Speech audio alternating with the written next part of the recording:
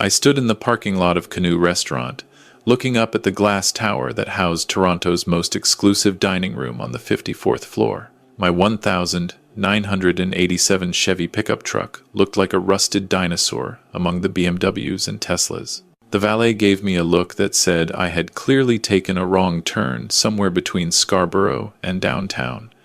But I wasn't lost. I was exactly where my son Michael had invited me to be, though I was beginning to suspect it was a mistake. The invitation had come 3 weeks ago, a phone call, not a visit. Michael's voice had that crisp, efficient tone he used when checking items off a list. "Dad, I'm being promoted to senior vice president. Vanessa is throwing a celebration dinner. Friday, 7 p.m. Canoe. It's black tie, but..." He paused. I could hear him choosing his words carefully. "Just wear something decent, okay? Maybe the suit from Mom's funeral?" I told him I'd be there. I didn't tell him I hadn't worn a suit in 5 years. I didn't tell him that the man he thought was his retired, barely scraping by father owned more of his company than he could possibly imagine. Some lessons you can't teach with words. You have to let the student fail the test first. I handed my keys to the valet. He looked at the truck, then at me, then at the keys as if I was handing him a live grenade. "Sir, are you sure you have the right venue? There's a Boston Pizza down on..." "I'm sure," I said, pressing a 20 into his hand. "Take good care of her. She's older than you are, but she's got more heart than anything in this lot." The lobby was all marble and gold. My work boots squeaked against the polished floor. I had worn my cleanest flannel shirt, the red one Margaret had given me for our 40th anniversary. I had worn jeans that didn't have paint stains. I had even trimmed my beard. But standing in that lobby, surrounded by men in $1,000 suits and women in designer dresses, I looked exactly like what Michael feared I would look like. A blue-collar embarrassment. A reminder that the Mackenzie family fortune started in a tool shed behind a duplex in Etobicoke. The elevator ride to the 54th floor felt like ascending to a different planet. The couple sharing the elevator with me moved subtly away, as if poverty might be contagious. The woman whispered something to her husband. He looked at me, then away quickly. I caught the words, "homeless" and "security." The elevator doors opened to reveal the restaurant. Floor-to-ceiling windows offered a view of Toronto that looked like a jewelry box, tipped over on black velvet. Lake Ontario stretched dark and endless to the south. The CN Tower glowed green and white to the west. Inside, the dining room was packed with people who spent more on a bottle of wine than most Canadians earned in a week. I spotted Michael immediately. He was at the center of a large group, holding court near the windows. He was wearing a navy suit that probably cost $5,000.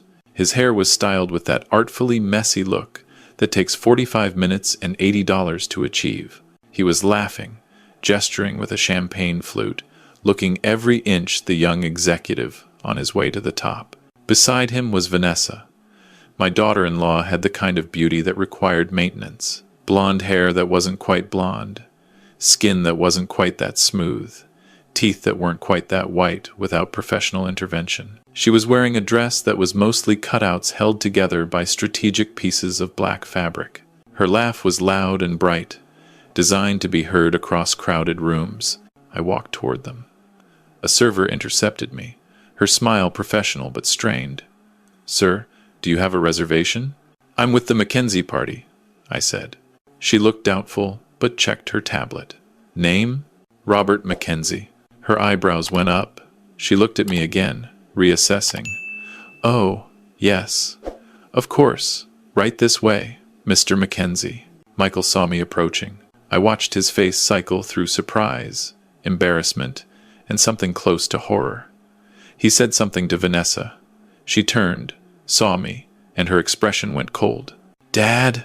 Michael's voice was too loud, too bright. He was performing for the audience. "You made it. I wasn't sure you'd..." He trailed off, his eyes traveling over my flannel shirt, my jeans, my work boots. "Wouldn't miss it for the world, son," I said. I held out my hand. He shook it quickly, his grip weak, distracted. Vanessa leaned in. She didn't hug me. She air-kissed near my cheek, her perfume sharp enough to peel paint. "Robert," she said, "so glad you could join us." Her tone suggested the opposite. "Michael said you might not be able to make it." Something about not having appropriate attire? I'm dressed fine, I said. Of course you are, she said. Her smile was a weapon. It's just that this is such a special occasion. Michael's colleagues are all here. Important people. The CEO, the board members. But I'm sure they'll understand that not everyone has the budget for formal wear. Michael winced. Vanessa. What? She turned innocent eyes on him. I'm just saying it's fine. Your father is who he is. We can't all afford Tom Ford. I looked at my son. He didn't defend me. He just stood there, trapped between his wife and his father, choosing silence. It was a choice. It was the wrong choice. Let me introduce you around, Dad, Michael said quickly, trying to move past the moment. He guided me toward the group. Everyone, this is my father, Robert Mackenzie. Dad, this is Derek Chen, our CFO. Patricia Lawson, board member. James Sterling, the CEO. They all shook my hand with varying degrees of discomfort. Derek's handshake was firm but brief.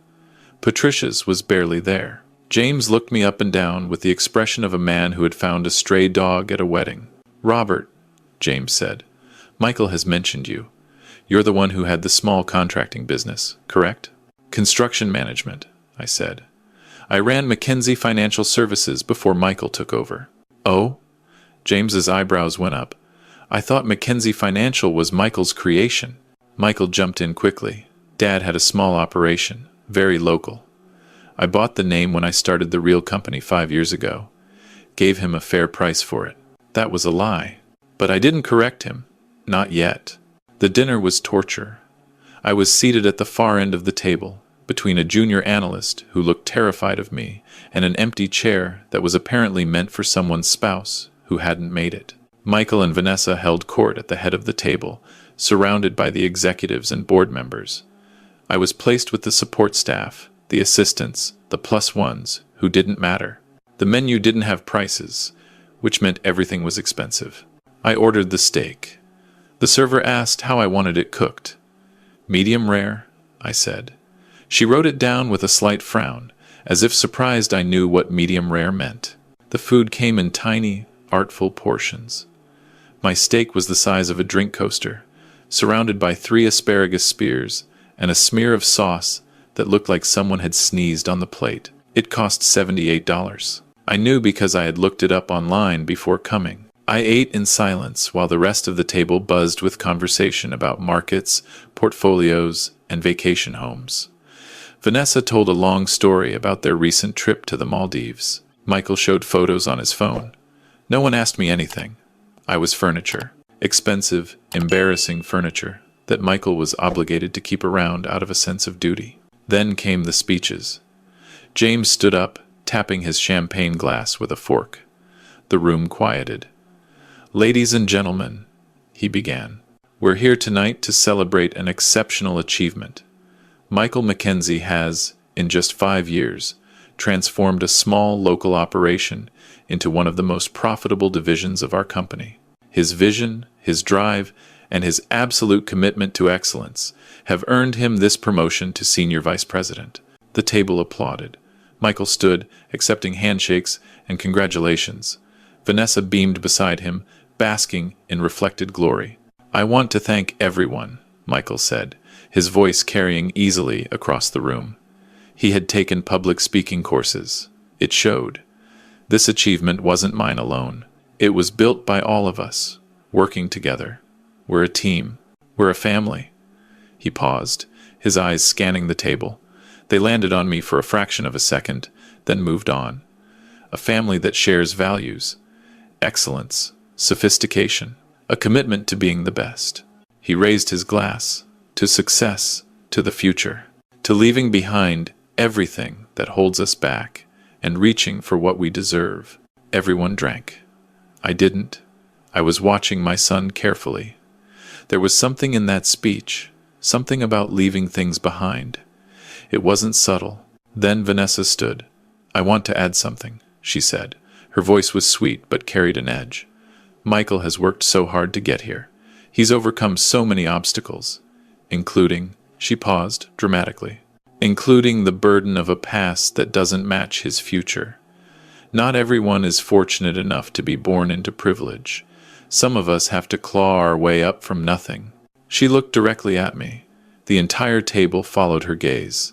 I felt 40 pairs of eyes land on my flannel shirt.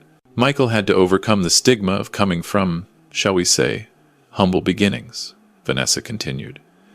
His father was a simple contractor. Blue-collar work. Honest work, I'm sure, but not exactly the pedigree that opens doors in this industry. Michael had to work twice as hard to prove he belonged here. He had to distance himself from that background to be taken seriously. Michael didn't stop her. He stood there, nodding slightly, as if this was a speech they had rehearsed. So, tonight, Vanessa said, raising her glass, we're not just celebrating a promotion. We're celebrating Michael's transformation.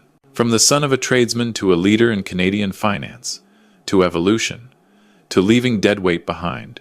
Deadweight. She had actually said it. She had called me Deadweight in a room full of people.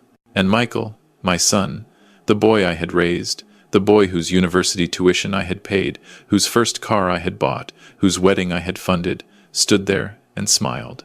The table drank. I still didn't. I set my napkin on the table and stood up. The room went quiet. Michael's smile faltered. Dad, where are you? I need a word with the CEO, I said, privately. It'll just take a minute. James looked confused but intrigued. Of course. We can step into the private dining room. I walked toward the back of the restaurant. James followed. I could feel Michael's panic behind me, but I didn't turn around. In the private room, I closed the door. James looked at me with curiosity mixed with concern, probably wondering if he needed to call security. Mr. Sterling, I said, I need to inform you of a development regarding Mackenzie Financial Services. There's been a misrepresentation that needs to be corrected immediately. A misrepresentation? James frowned. What do you mean? I pulled out my phone. I opened an email from my lawyer, forwarded from this morning. I handed the phone to James. That's the corporate filing for Mackenzie Financial, the actual ownership structure. As you'll see, Michael Mackenzie owns 49% of the company. The controlling 51% is held by a numbered corporation. That numbered corporation is mine. James's face went through several expressions. Confusion, disbelief, shock, and finally, understanding. You're saying you own the majority of Mackenzie Financial? That's exactly what I'm saying. When Michael bought the company 5 years ago, I sold him a minority stake. The contract was very clear. He got operational control, but I retained ultimate ownership. The deal was that if he proved himself capable over 5 years, I would sell him the remaining shares for $1. If he didn't prove himself, I retained the right to resume control at any time. Why would you structure it that way? Because I wanted to see if my son could build something without using me as a crutch. I wanted to see if he could succeed on his own merit. I wanted to see what kind of man he would become when he thought I was no longer watching. James handed back my phone. He was looking at me differently now. Not as a stray dog at a wedding, but as a player he had underestimated. And what kind of man has he become, Mr. Mackenzie? The kind who calls his father Deadweight, I said. The kind who lies about building a company from scratch when he actually inherited it. The kind who would rather erase his history than honor it. So I'm exercising my right as majority shareholder. Effective immediately, I'm resuming operational control of Mackenzie Financial Services. Michael's employment is terminated. You're firing your own son? I'm firing an employee who has failed to demonstrate the integrity this position requires. The fact that he's my son makes it harder, not easier. But it doesn't change what needs to be done. James was quiet for a long moment. Robert, I have to say, this is highly irregular. We have contracts. We have obligations to stakeholders. If you're taking control, we need to discuss transition plans, due diligence, proper procedures, all of which will be handled by my legal team starting Monday morning, I said. For tonight, I just need you to know that the man you promoted an hour ago no longer works for you. The division he ran is under new management. Mine. I walked out of the private room. I walked back to the table where Michael was entertaining his colleagues with another anecdote. I walked straight up to him. The conversation died mid-sentence. Michael, I said. "We need to talk." Outside. His face was pale. "Dad, whatever you think you're doing, outside. Now." Vanessa put a hand on Michael's arm. "You don't have to listen to him, honey. He's just a bitter old man trying to ruin your moment." I looked at her, really looked at her. "Mrs. Mackenzie, you're going to want to be part of this conversation too. It concerns your financial future." I walked to the elevator. Behind me, I heard Michael's chair scrape back. I heard Vanessa's heels clicking on the marble floor. I heard whispered questions from the table. I didn't look back. In the elevator, the three of us stood in silence. Michael was breathing hard, his jaw clenched. Vanessa was glaring at me, her arms crossed. I watched the floor numbers descend. "What the hell do you think you're doing?" Michael finally exploded. "You humiliated me in front of my colleagues, in front of the CEO. You ruined everything." "I ruined nothing," I said calmly. "I corrected a lie. You told everyone you built Mackenzie Financial from scratch. That's not true. I built it. You ran it. There's a difference. You sold it to me 5 years ago. We had a contract." "We did have a contract," I agreed, "and you violated it." The elevator doors opened to the lobby. I walked out into the cool Toronto night. The valet saw me coming and jogged to get my truck. Michael and Vanessa followed me onto the sidewalk. "I violated nothing," Michael said. "I've run that company perfectly.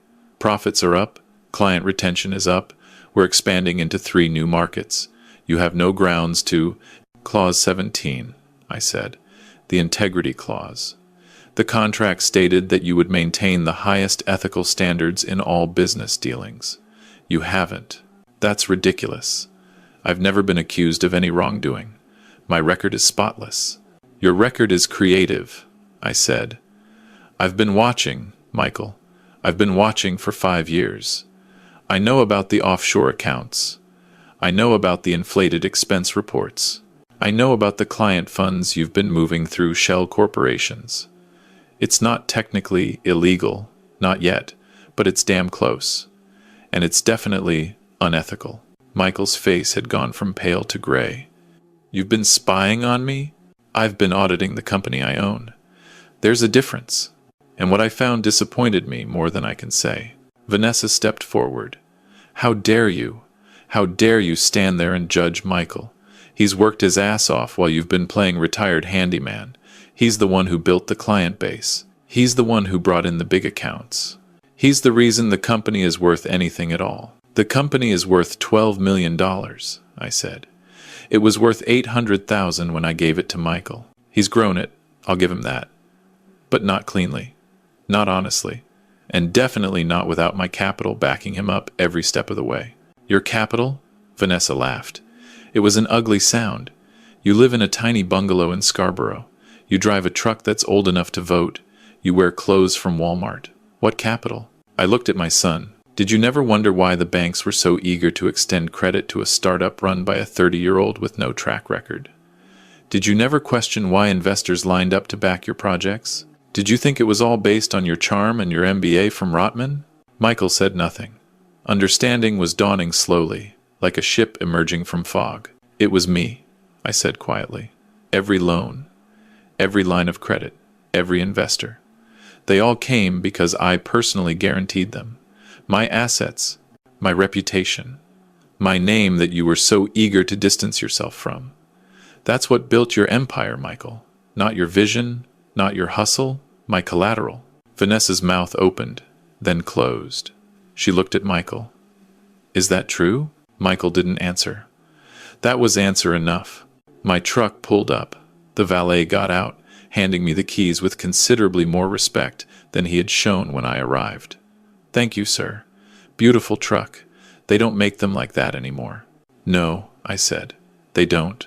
I looked at Michael one last time. "You have until Monday to clear out your office.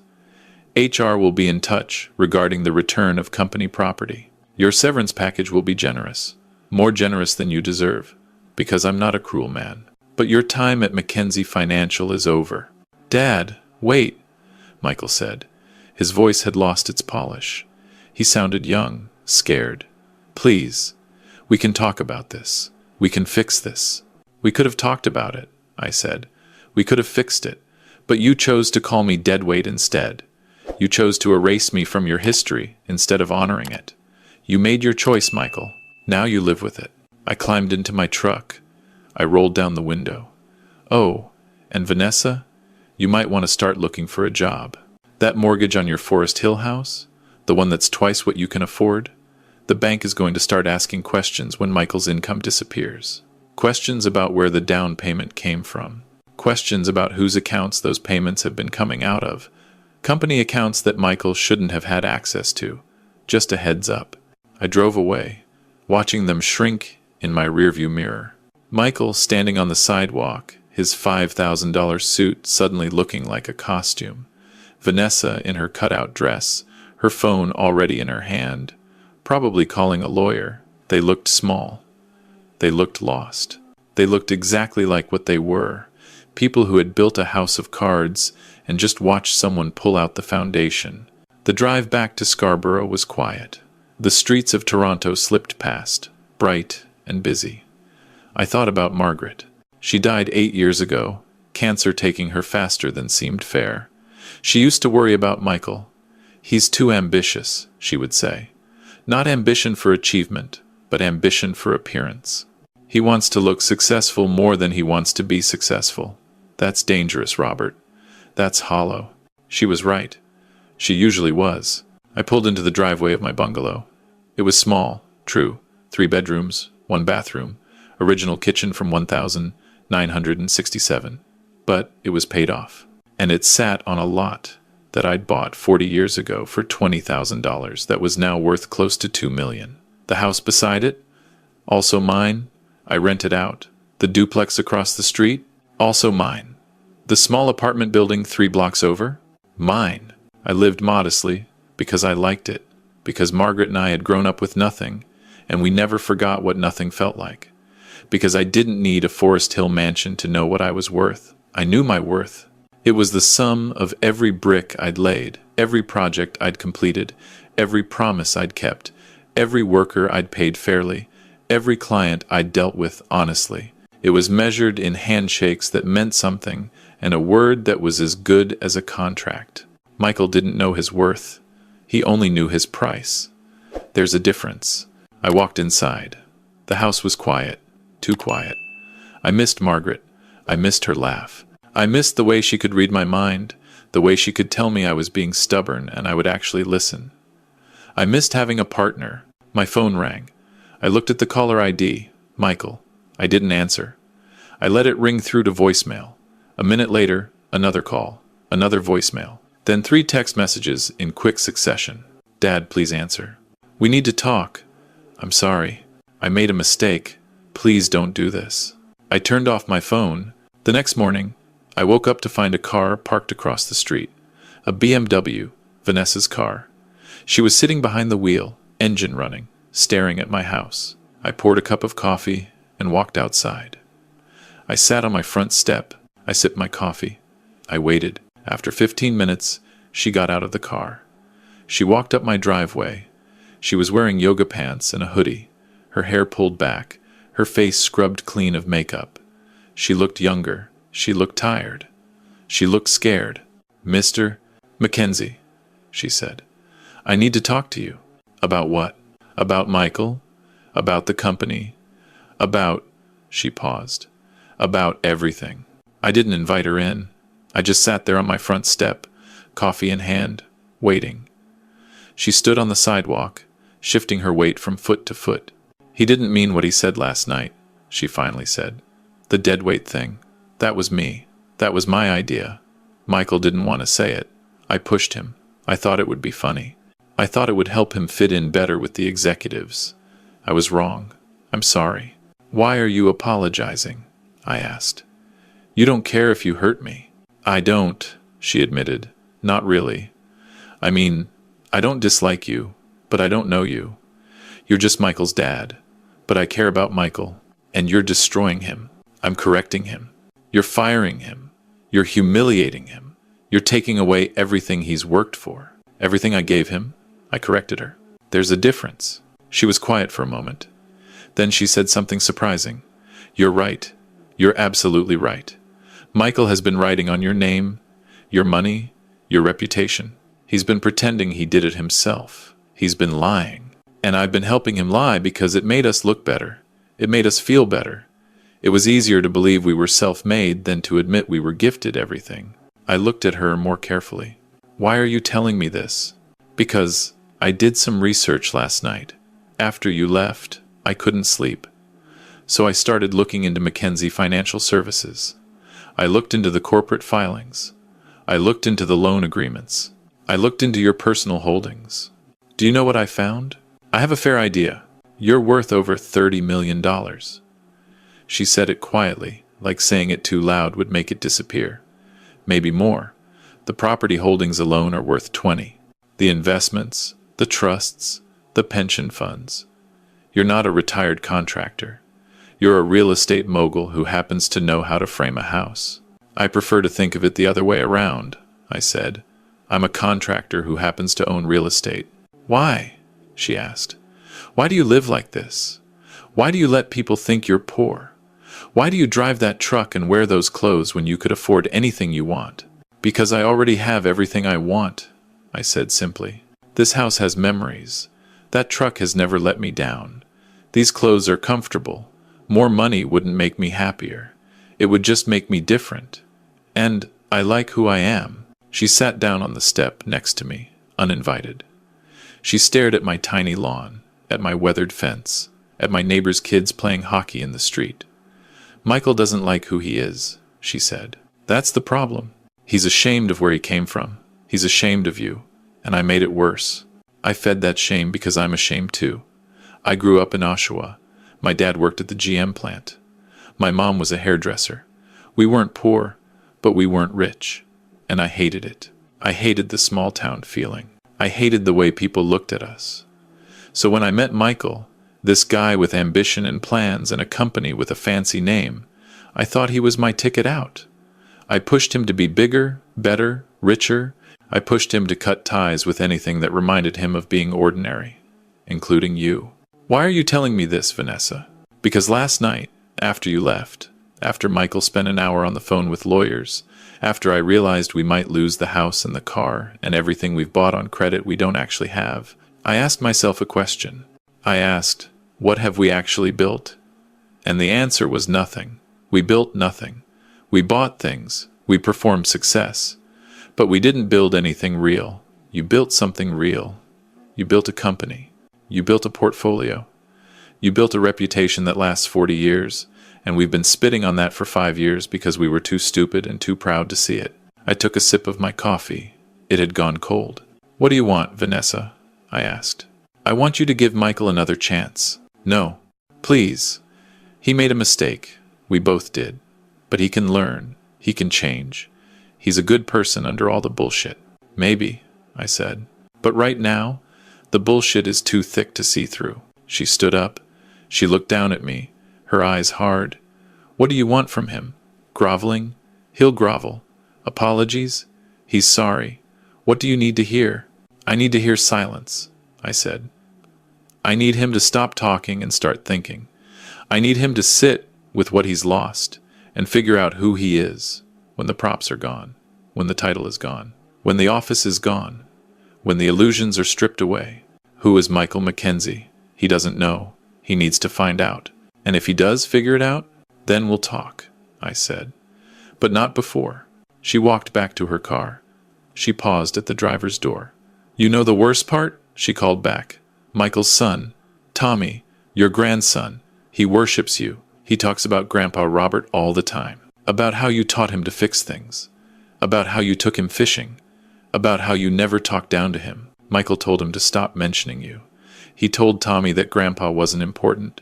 That Grandpa was just an old man who didn't understand the modern world.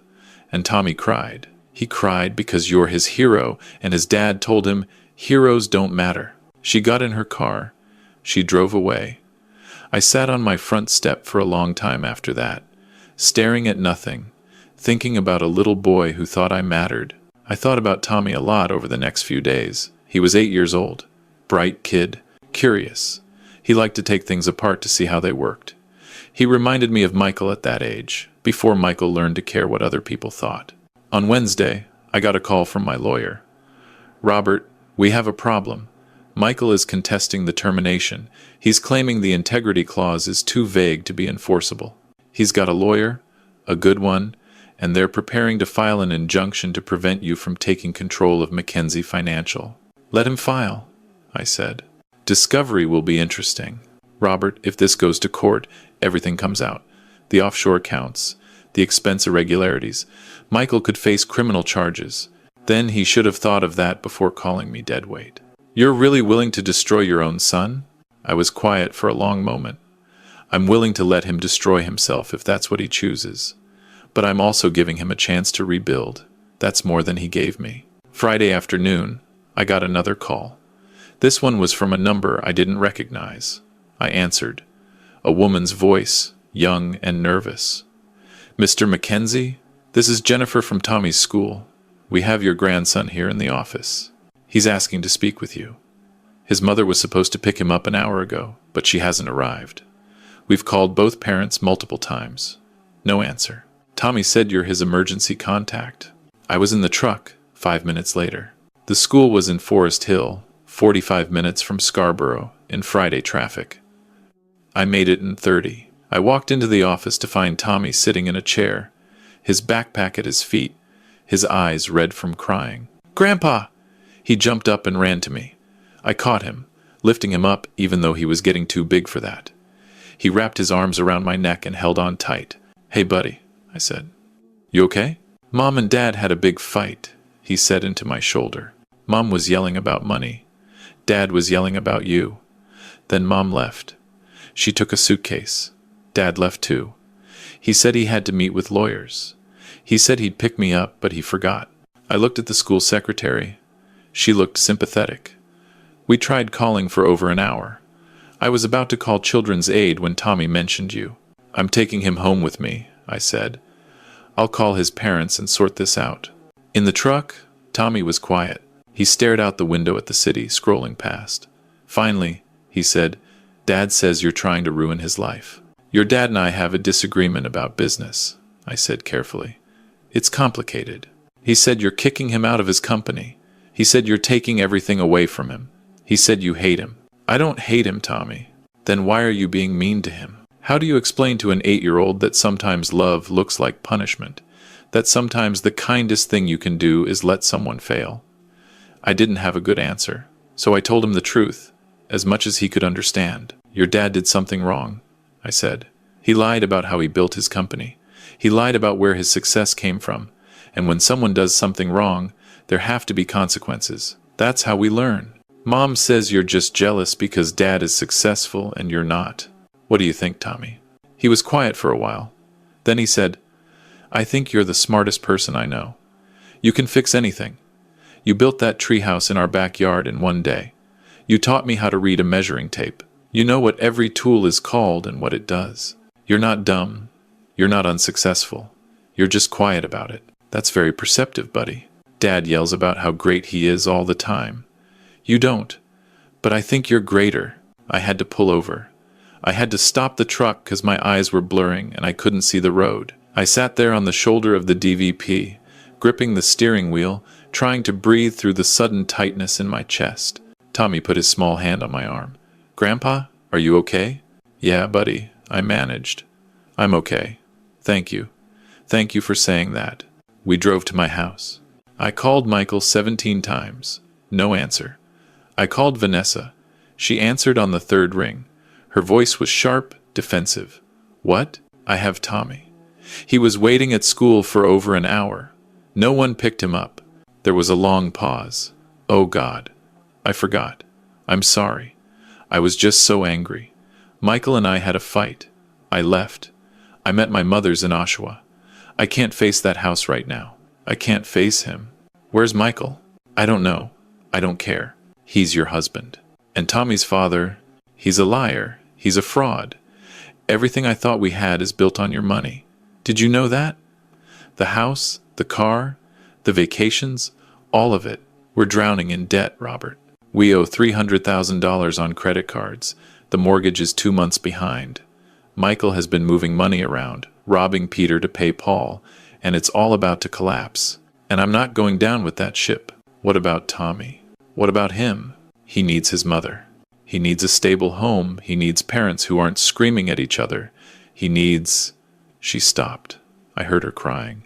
He needs better than us. Can you keep him tonight? Just tonight. I need to think. Of course. She hung up. I looked at Tommy. He was standing in my kitchen, looking small and lost. Am I staying here tonight? Looks like it, buddy. Is that okay? He nodded. This is my favorite place anyway. We ordered pizza. We watched a Leafs game. I let him stay up past his bedtime because bedtimes don't matter when your parents have forgotten you exist. We made a bed for him on the couch with blankets and pillows. He fell asleep during the third period. His head on my lap, his small body finally relaxed. I sat there in the dark, stroking his hair, thinking about the choices we make and the children who pay for them. Saturday morning, I woke up to find Tommy in my garage, examining my tools.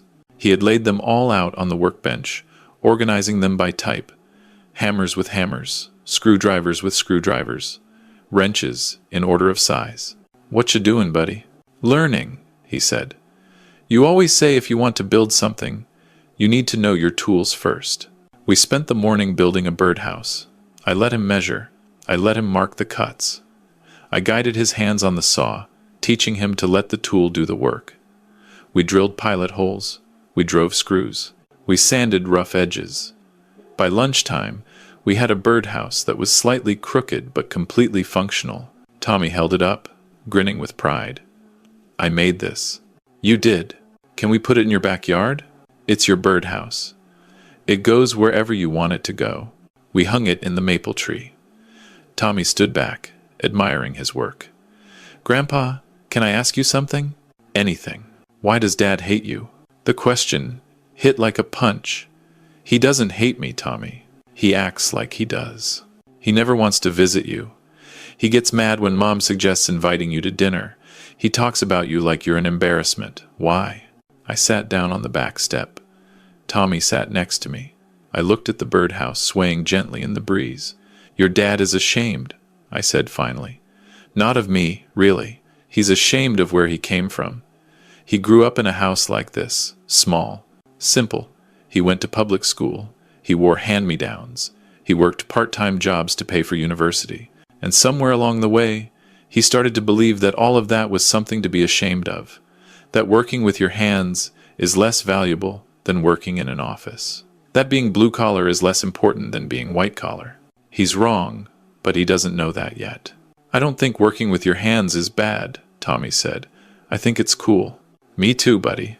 When I grow up, I want to build things like you. Real things. Not just spreadsheets and PowerPoints. Dad says those are more important, but I don't see how. You can't live in a PowerPoint. I laughed. I couldn't help it. No, you can't. So if Dad is ashamed of you, and you're awesome, does that mean Dad is wrong? That's exactly what it means. Tommy nodded, satisfied. That's what I thought. That afternoon, Michael finally called. His voice was rough, exhausted. Dad, I need to talk to you. Where have you been? Lawyer's office. Accountant's office. Bank. Trying to figure out how bad this is. It's bad, Dad. It's really bad. Vanessa left. She wants a divorce. The bank is calling in the mortgage. I have about 3 weeks before I lose the house. My lawyer says I don't have a case against you. The contract is airtight. I'm screwed. Are you calling to apologize or to ask for money? There was a long pause. Both? I'm not giving you money. Dad, please. I know I messed up. I know what I said was wrong. But I'm desperate. I have nowhere to go. I have no income. I have a son to support. Please. You have a son you forgot at school yesterday. Another pause. Tommy. Oh God. Is he okay? Where is he? He's with me. He's safe. He's building birdhouses and learning what tools are called. He's fine. I need to get him. I need to bring him home. What home, Michael? You just said you're losing the house. I need my son, Dad. Your son needs stability. Your son needs parents who show up. Your son needs to know he's more important than appearances. Can you give him that right now? Michael was crying. I could hear it in his breathing, in the silences between words. No, I can't. I can't give him anything right now. Then let me keep him for a while. Let him stay here while you figure out your life. Let him have one stable thing while everything else is falling apart. For how long? As long as it takes. I'm his father. I have rights. You're his father. Act like it. Do what's best for him instead of what's convenient for you. He hung up. I stood there holding the phone, feeling older than I had in years. This wasn't how it was supposed to go. I wasn't supposed to be raising my grandson at 63. Michael wasn't supposed to be broken at 34. Families weren't supposed to shatter like this. But sometimes you don't get what's supposed to happen. You get what does happen, and you deal with it. Tommy stayed with me. Days turned into weeks. Vanessa filed for divorce. Michael moved into a basement apartment in Parkdale. He got a job at a mid-sized accounting firm, not as a VP, not even as a manager, but as a senior analyst. His income dropped by 80%. He sold his BMW and bought a used Honda. He started wearing off the rack suits from Moore's. He didn't call. He didn't visit. I think the shame was too thick. 3 months after that dinner at Canoe, I got a letter. It was handwritten, on notebook paper, not expensive stationery. It said, "Dad, I'm not ready to see you yet. I'm not ready to face you. Every time I think about what I said, what I did, I want to disappear. I destroyed everything. I lost my wife. I lost my house. I lost my company. I lost my son's respect. I almost lost Tommy entirely. And it's all because I was so desperate to be something I'm not that I rejected the thing I should have been proud of. I rejected you. I rejected my own history. I tried to erase the foundation I was built on, and I'm paying for it now. But I want you to know something. Every day, I think about the birdhouse. Tommy calls me sometimes, and he tells me about the things you're teaching him. How to change a tire, how to fix a leaky faucet, how to build a bookshelf. And I realize you taught me all those things too. I just stopped listening. I stopped valuing them. I thought being successful meant working in a glass tower. I thought being important meant having a title. I thought being somebody meant people knowing your name. I was wrong. Being somebody means being someone worth knowing. Being someone who keeps their word. Being someone who shows up. You've always been that person. I'm trying to become that person. I'm not there yet, but I'm trying. Thank you for taking care of Tommy. Thank you for being the man I should have been. I'm sorry I'm not yet. But maybe someday. Michael. I read that letter 17 times. I folded it carefully. I put it in the drawer of my bedside table, next to the photo of Margaret. 2 months later, on a Saturday morning, I was in the garage with Tommy. We were rebuilding a lawnmower engine. Tommy was elbow deep in grease, figuring out how a carburetor worked. There was a knock at the open garage door. I looked up. Michael was standing there. He was wearing jeans. They weren't designer jeans. They were Levis from Canadian Tire. He was wearing a t-shirt that said Parkdale Rec Hockey League. He had a beard, not sculpted, just grown in. He looked tired. He looked thin. He looked real. "Hi, Dad," he said. Tommy looked up. "Dad!" He started to run to him, then stopped, suddenly uncertain. Michael had been mostly absent for 5 months. The relationship was fragile. "Hey, Tommy," Michael said. His voice cracked. "I missed you, buddy." "I missed you too." They stood there, awkward, not sure how to bridge the gap. Then Michael said, "What are you guys working on?" "Lawnmower engine," Tommy said. "The carburetor was gummed up. Grandpa is teaching me how to clean it. Can I help?" Tommy looked at me. I nodded. Tommy looked at Michael. "Do you know how carburetors work?" "Not really," Michael admitted. "I used to. Grandpa taught me. But I forgot." "I can teach you," Tommy said. "Grandpa taught me. Now I'll teach you." Michael came into the garage. He stood next to his son. Tommy handed him a wrench. "This is a 10 millimeters. You need it to loosen this bolt." They worked together. Michael followed Tommy's instructions. I stood back, watching. After a while, I went inside to make coffee. When I came back out, Michael was sitting on a bucket, his hands black with grease, listening to Tommy explain how a 2-stroke engine differed from a 4-stroke. Michael was nodding, asking questions, genuinely interested. Or maybe just genuinely grateful. to be included. Coffee? I offered. Michael looked up. Thanks, Dad. We stood there, the three of us, in a garage that smelled of oil and old wood. Michael took a sip of coffee. This place hasn't changed, he said. Same workbench, same tools, same coffee maker that's older than I am. If it works, why replace it?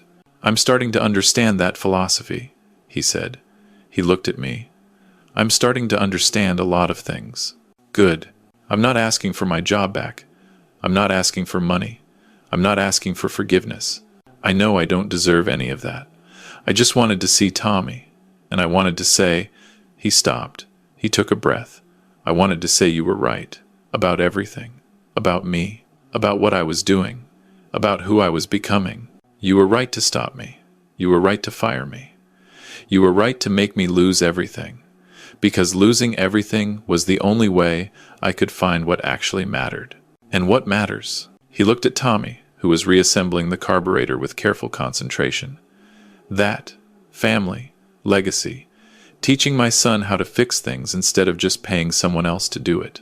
Being someone worth respecting instead of just demanding respect because of a title. Building something real instead of just looking successful. You taught me that once. I forgot. I'm remembering now.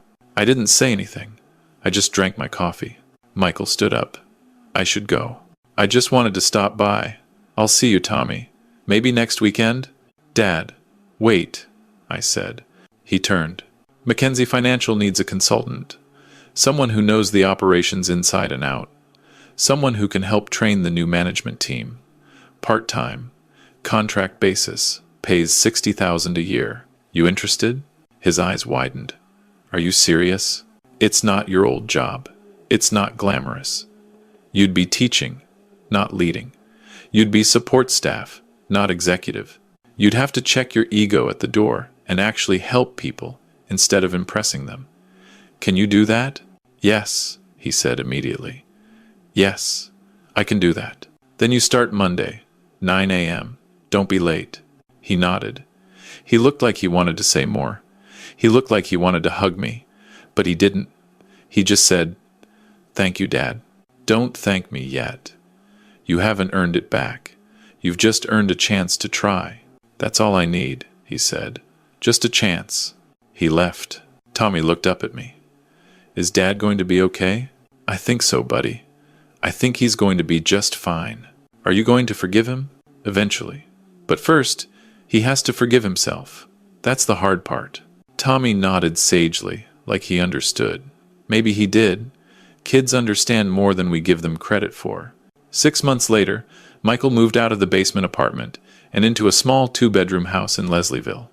It wasn't Forest Hill, but it was his, truly his, paid for with money he earned. Tommy spent weekends there. They built things together, a deck, a fence, a workbench in the garage.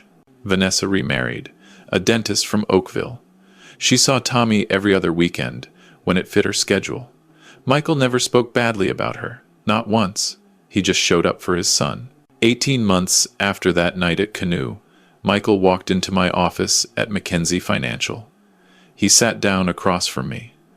"Dad, I want to buy the company back." "You can't afford it." "I know, but I'm willing to work for it. Same deal you gave me before. Let me earn a stake. Let me prove I can run it right this time. 5 years. If I do it with integrity, if I rebuild my reputation, if I show you I've learned, then sell me the rest for $1. If I fail, you keep control." Why should I trust you? Because I'm not the same person I was. Because I spent 18 months learning what matters. Because my son looks up to me again, and I'm not going to lose that. Because he stopped. Because you're my dad, and I'm asking you to believe in me one more time. I looked at my son. He'd aged. His hair had more gray. His face had more lines. But his eyes were clear. They weren't calculating. They weren't performing. They were honest. "Okay," I said. "One more chance. Don't waste it." "I won't," he said. "I promise." He kept that promise. 5 years later, I signed over Mackenzie Financial Services to Michael for $1. This time, he earned it.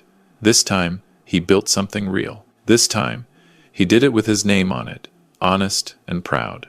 We never spoke about that night at Canoe again. We didn't need to. Some lessons don't need to be discussed. They just need to be learned. Tommy is 16 now. He wants to study engineering. He wants to build bridges. Real ones, not metaphorical ones. He told me the other day that he wants to put a plaque on the first bridge he designs. He wants it to say, built on the foundation of those who came before. I told him that's a fine thing to do. I told him his grandfather would be proud. He looked at me and said, "I was talking about you, Grandpa." Sometimes the best revenge isn't revenge at all. Sometimes the best revenge is just living long enough to see the people who hurt you realize what they almost lost. Sometimes the best revenge is being there when they finally understand that worth isn't measured in titles or addresses or the cost of your suit. Sometimes the best revenge is just being worth knowing, worth respecting, worth calling when you need help building a birdhouse. That's enough. That's everything.